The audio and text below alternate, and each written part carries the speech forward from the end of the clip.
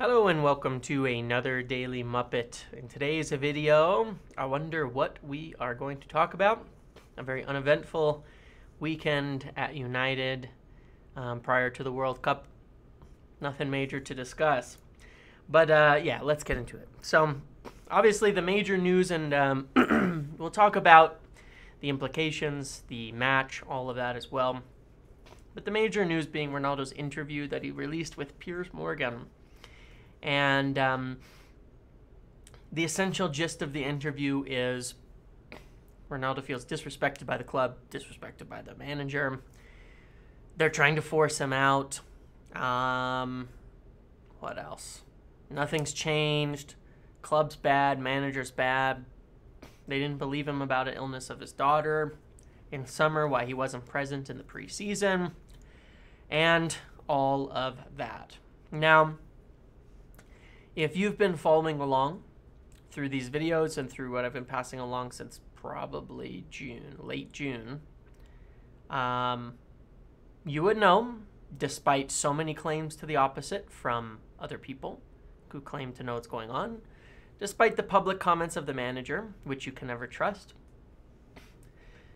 I have maintained since that time that the relationship between Cristiano Ronaldo and Erik Ten Hag was very strained at best, that Ronaldo has wanted to leave and Erik Ten Hag has wanted him gone this entire time, and it has never improved. It has never gotten better. It has never fixed. Obviously, they've had conversations, little bumps and worse things, and obviously through that time you've seen multiple incidents. Leaving the preseason game early, he wasn't allowed, and some people said he wasn't, and that was commented on and confirmed that he wasn't. Refusing to come on versus Tottenham, and the last few games not being well. One thing I want to clarify in the beginning and make sure it's very, very, very clear on this point, because I do not want to see anyone trying to use this against me. I very strongly indicated as well that there was good reason to believe, and that as far as I knew, it was true, that there was a genuine health reason for Cristiano Ronaldo not being present, at least for some of the preseason time when he was not there. He never said that that was not true, and it's important to think with that, because one of the claims is that the club didn't believe him about that. However, that could not be further from the truth. I knew it to be true because where my info comes from, they believed it to be true and understood it to be true as well at the club, and they briefed about it and said it publicly many, many times. The issue was not that they didn't believe him about that. It's that at the same time, Mendes was running around everywhere trying to find a spot for Ronaldo, and he didn't want to rejoin United. Both things can be true. They could be disappointed and feeling like he's just trying to push his way out while also having a valid reason for not being there at the moment. They're both true at the same time. And that was the case. He'd been trying to leave all year. I don't know how much further. Obviously now it's all been confirmed from the horse's mouth that this issue is bad, that the relationship is bad, that Ten Hag does not want him. I cannot be more clear about that Ten Hag does not want him. And the team is better without him. And so, you know, obviously the points of it are Ronaldo's been far from disrespected. If anything, he's been paid too much respect by Erik Ten Hag being polite to him about his situation in interviews and in media things where he says he's a part of the team, he's valuable, etc., all of that. He doesn't believe a fucking word of it, but he said it anyway because he's being respectful to Ronaldo. He's put him on the field. He's given him the captain's armband in the last game he played right before releasing this video. He threw a fit because he is not playing, because he is not seen as a starter, because Martial got healthy, and so Ronaldo dropped to nothing. And he cannot handle it. His ego cannot handle the fact that he is just simply too old and past it and does not help the team. It's just that. He cannot handle that. And so in his mind, he has to feel slighted. And there's another point to this. He feels disrespected. To somebody who expects special treatment, being treated on the same level as your peers would be considered disrespect. And that's the real issue at the end of it. is Ronaldo feels he should be treated differently and better than all his peers, but he is not performing at a level that is different and better to his peers. He is not bringing anything to the table. And Erik Ten Hag, as the new coach of Manchester United, has been set out to take absolute control of this team. Nobody gets special treatment. That's not how it works. So it's a mess. And, comments about the facilities, about the pool and jacuzzi and thing don't add up to anything because everybody knows that already. Glazers haven't invested in infrastructure at Carrington. Shock. Everybody knows it. Fans protest against it. It doesn't make him right for saying that. It doesn't make any of it right. And he's not saying it for the right reasons either. He has no love for United. He was about to join City. He confirmed that. He was on the cusp of joining City. He only didn't because Sir Alex Ferguson told him not to. That's the only person he respects at United. That's it. He has no love for the club, and he has no love for the fans. When he says, the fans always have my back, the fans are always on my side, of course, match-going fans are always there. But Ronaldo has millions of fans of him around the world, while United fans will not back him for this. He's miscalculated that entirely. They will not choose him over Erik Ten Hag. And that was just in the snippets that were released. Very poor. Club weren't expecting it. They didn't think he would do it or put something out like this. It's a huge slap in the face. And so where do we go from here? So I've obviously been asking about it last night, this morning, find out, what is the situation now? Because he cannot continue at United. And the problem in summer was twofold. One, they didn't want to let him go for free. And two, there were no buyers. So the situation is as follows. People asking, can they terminate his contract without paying him off? That is extremely unlikely when you look at it. Very, very unlikely. It's likely to end up in court, likely to end up in a long, drawn-out dispute. So they have a few options. Number one is someone wants to take him on a free transfer and just take his whole contract. That's extremely unlikely. Number two, this would be the most ideal situation, is agree to a termination of the contract with a reduction. If you terminate a contract, you have to pay off all the wages. That's another option. Terminate the contract in January and just pay him his $12 million, $14 million, whatever it is for the rest of the year, and he leaves. You pay off the duration of the contract and you release him. You can do that. It's not really fair to pay him all of those wages when he's the one trying to force his way out and all of that. So what they want to do, the ideal situation, is to terminate his contract with a reduced payoff or him accepting no money, a mutual termination where you'd say, all right, $3 million payoff, and we cut the contract, and it's done. And that will likely be the direction that he wants to go, so he can sign as a free agent with another club. That's the direction the club would like to go, although they'd obviously like to pay nothing if possible. They're not going to want to pay off $12 million on his contract to not have him. What's the value in that? They'd rather just pay his contract normally, freeze him out, and stick him in the under 21s or something. There's no value in that. So that's ideally the direction that they are trying to go right now, and where I expect it to be, in which case, we move on forward from that. So, I want to just talk about Ten Hag on this because obviously I think he's dealt with this very well. The only questionable thing was giving Ronaldo the captaincy last week. Bad game. Only game we've lost. And Ronaldo didn't show up. A lot of players didn't, but Ronaldo didn't show up. Really poor game. And immediately the disrespect from Ronaldo following that is just kind of ridiculous. It's unbelievable. But, there's been injuries, there's been struggles, there's been difficulties, and Ten Hag has had to deal with this huge, huge headache. And the fact of the matter is, at this point, to me, it looks like he's won. He's won the fight, and in the long run, I think it's going to work out well because it gives him so much authority to have taken on this situation and resolved it. He's going to have the backing of all the players.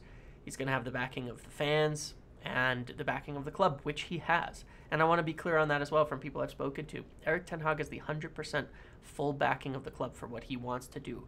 They will not force something on him. This is a clear mandate from John Murtaugh, Richard Arnold, that is a different direction, that he gets to do what he wants with his squad and with his players. And that has not always been the case, but it is. And so they will do whatever he says. And if he wants Ronaldo to go, then Ronaldo is going to go one way or another. They'll figure it out. Regardless, he has the full backing. He's in control. The point on the facilities is true, but they've already been investing in it. It's one of the things that Erik Ten Hag and John Murta have focused on, is improving the facilities and all of that. Obviously, there's a whole huge project that needs to be done that United don't have the funds for now. But again, we already know all of that. It doesn't really change the situation. So that's what I have to make of the Ronaldo thing. Obviously, there's going to be a lot more to come out. There's no chance to me that any of it is more than self-serving. He's offended. He can't fathom it. Went from trying to force his way out in summer and nobody buying it to this whole twisted, convoluted version that the club are trying to force him out because Ten Hag doesn't want him, and he doesn't. But that's a manager's ability. There's no disrespect for a manager to say, look, I don't rate you. I don't want to play you. I mean, imagine if every player did that. Oh, Fred got benched for a month. Throws a fit. Manager's disrespecting me. No, you put your nose down and you work. Look at Maguire. I bring the example up of Maguire because he's gotten more shit than probably anybody else. Was the captain, played every game, barely plays now. Not a peep, not a word. Nothing. Unprofessional. He's still there. He's never shown any unprofessionalism towards the club. And I think there's a big difference in that.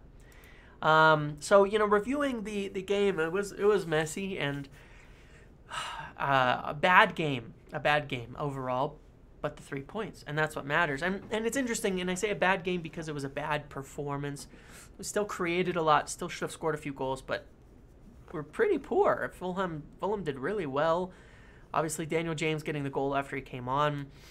We're missing a lot of players, obviously. Dalot, Varane, Anthony, Sancho, It makes a difference having all of these players missing for the balance of the team. But there are a few things I want to comment on. Number one, that Casemiro, Eriksen, Bruno still really struggles to control the midfield. It really, really struggles, and I'm concerned that people have figured it out. Fulham basically just pressed with 2 men in the midfield. They stuck Paulinho on Casemiro and a man on Eriksen deep, and Eriksen doesn't have the speed, the quickness, and the movement to get around it. So you kept having to go long. We had to go long over and over and over, and that's not the worst thing because we had the runners and we have the speed, but we certainly struggled to control the midfield with this again, and it's been that way for a little while. We struggled to control the midfield with Casemiro, Bruno, and Eriksen, and I won't go on and on about it, but I think we need. I'm starting to wonder. To me, it's the Pogba-Bruno problem, the same thing. Eriksen scored a goal and got an assist at the end. But you know what? The balance in the midfield was terrible, and it used to be like that when Pogba and Bruno play together. Someone would get a goal and an assist, usually Pogba, not Bruno. Bruno really struggles to contribute goals and assists when he plays with another creator in the midfield, and then he gets shifted wide, which doesn't work. It's a really interesting conundrum, and I don't know the solution, but it's not working, and something has to change, and I'm still thinking maybe in summer you do go get that better Fred. Because it's funny, we controlled the game against Aston Villa on Thursday way better with worse players. We just struggled to score in the first half and had really some poor quality of passing, but we controlled the game way better. Won the ball higher, pressed more, all of that. It's an interesting conundrum. I don't know the solution for this year. But, what I really like is that Ten Hag's going to have 6 weeks. Sancho, Martial, Garnacho, a lot of players there who are important to work with them, to settle in, to figure it out. Hopefully a lot of our players come back fit. A lot of players should be able to come back with some time off because only 2 teams can make the final. So you'd expect that a lot of players have at least a week or 10 days or something off. And and he can really look at how do we fix up for the rest of the year and see what happens there. But I'm starting to wonder. I'm just starting to wonder. Could it be possible for...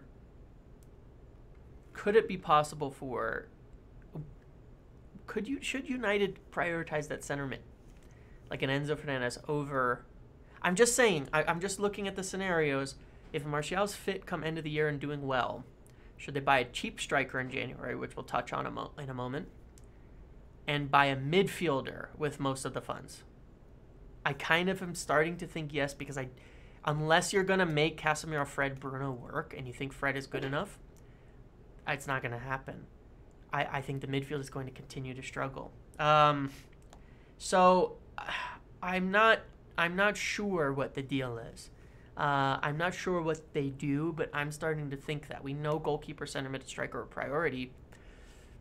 If Martial's performing, you get a cheap striker in January to replace Ronaldo.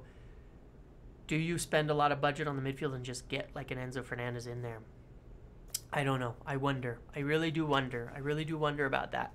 If you can clear Ronaldo off and save some money, if you can sell Van de Beek, if you can move some other players on, maybe you can do both. Maybe you can get like a Šeško and a midfielder. But I'm starting to think it's going to have to be solved sooner rather than later, because it's the biggest issue that I see. That being said, the big takeaway, the wonderful thing from the game is Garnacho. He's an incredible player. His pace is astounding. His directness is great, and he's obviously got a kind of a factor similar to, I see it a lot, similar to how Rashford burst onto the scene, and sometimes it goes that way with youth players, with youth players coming through, and so it's a very, very, very exciting times. So, moving on to striker, obviously in January they're going to look to a striker. I don't know who they can afford or what. Obviously this changes so much now that it becomes almost an impossibility for him to, for Ronaldo to stay and for them to not get an attacker in. So one way or another now it's become much more realistic that they get an attacker in, that they get a striker in, and that happens. It's become much, much more realistic for that. And so, you might get, say, somebody like Gakpo. And the other thing is, it's tricky, though, because when you look at the forwards, now you've got Rashford, Sancho, Garnacho, who all are left-sided players, Martial in the middle, Antony on the right. You kind of need to start looking at more right-sided players. And you start to wonder, do we need 3 left wingers? Sancho's really going to have to work to get himself into form and into shape when we come back. To be useful, or hopefully maybe Ten Hag will work with him on playing on the right so he has more flexibility and can make it in the team a bit more. We'll see. But it's a tricky situation. It's a tricky situation there. In terms of striker, in terms of January, it is tough. There's Memphis Depay who could be available on a free. There's other names. So I'm going to definitely be looking into it. I expect to hear a lot over the World Cup. And because they will get a striker, Ronaldo leaves. I've said maintain that all along, and now it's become practically dead set that they'll get a striker. So that's where I'm at on all of this. That's what's going on right now. Overall, I think it's been obviously a topsy-turvy, confusing, and the last couple of weeks have been difficult part of the season. But we're further along than I thought. Basically on pace for top 4 despite everything. If they can really, with the next 6 weeks of time, work this out, get a striker in January, move on from the Ronaldo thing. If Martial can stay healthy, I expect top 4, top 3 even by the end of the year. I think we'll really start performing. And there's a lot of positives to look at. And this situation, I think it's fortunate now that it comes to a head, can be addressed and dealt with. So we can move on and make the improvements that we need over the break and in January to make the push. And that's where I'm at on it. Let me know your opinion on the season so far. Let me know your opinion on the Ronaldo stuff. Let me know your opinion on what we should do, again, about that midfield thing. Let me know. This will be my last video for about a little bit. I'm going away. That's why I haven't been doing much videos recently, preparing, getting things done at work, taking a trip for a week here shortly. Be back just after the World Cup starts, and then I'll do videos reviewing, the games, talking about the United players' performances. Those are bound to be transfer news during the World Cup and all that will come up as well. So, thank you for watching. Make sure to like, comment, subscribe, turn notifications on. See you in the next video.